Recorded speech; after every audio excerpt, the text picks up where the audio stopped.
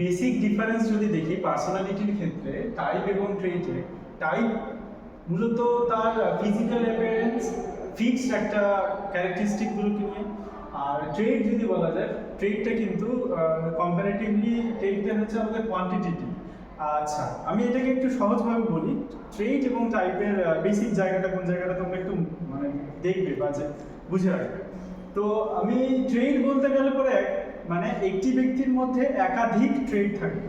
তো একটা ব্যক্তি তার মধ্যে একাধিক ট্রেড থাকবে, কিন্তু এই ট্রেডগুলোর সমন্বয়ে আমি যদি কোনো একটা ব্যক্তিকে একটা সিঙ্গেল কোনো কিছুর মাধ্যমে প্রকাশ করি, তার ব্যক্তিত্বকে যদি প্রকাশ করতে চাই, তাহলে কিন্তু আমি তাকে টাইপের মধ্যে দিয়ে প্রকাশ করব। তাহলে কি দাঁড়ালো? ট্রেড মানে হচ্ছে তার ব্যক্তির সংলক্ষণ একাধিক যেটা বর্তমান, আর টাইপ হচ্ছে ব্যক্তির ওই ট্রেডগুলোকে সমন্বিত করে একটি ব্যাখ্যা।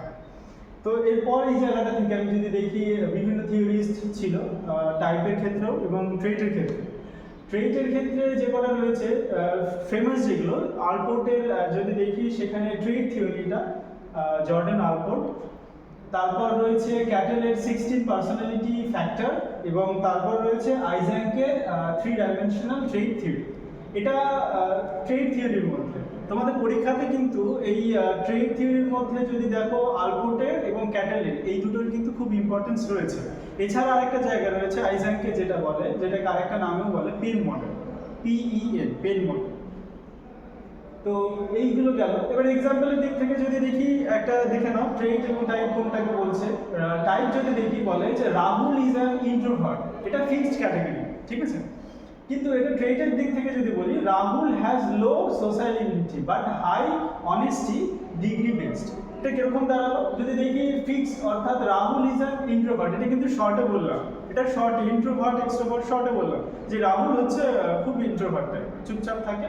কিন্তু এটাকে যদি আমি ব্যাখ্যা করি, কি কিসের বেসিসে ব্যাখ্যা করবো? তার অ্যাপিয়ারেন্সের গুলোতে। যেরকম ট্রেড বললে পরে কি আসবে?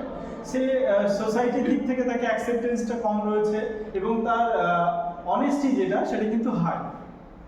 এরপর দেখো একটা জায়গা কনক্লুশনে যে আমি বলি টাইপ থিওরি এটা হচ্ছে একটা সিম্পল বাট এটা রিজিড, ঠিক আছে। কিন্তু ট্রেডের দিক থেকে এটা কিরকম আসবে? এটা সাইন্টিফিক কিন্তু ফ্লেক্সিবল, ঠিক আছে। এটা দুটোই আমাদের হিউম্যান পার্সোনালিটিকে বোঝার ক্ষেত্রে সাহায্য করে। তো থ্যাংক ইউ।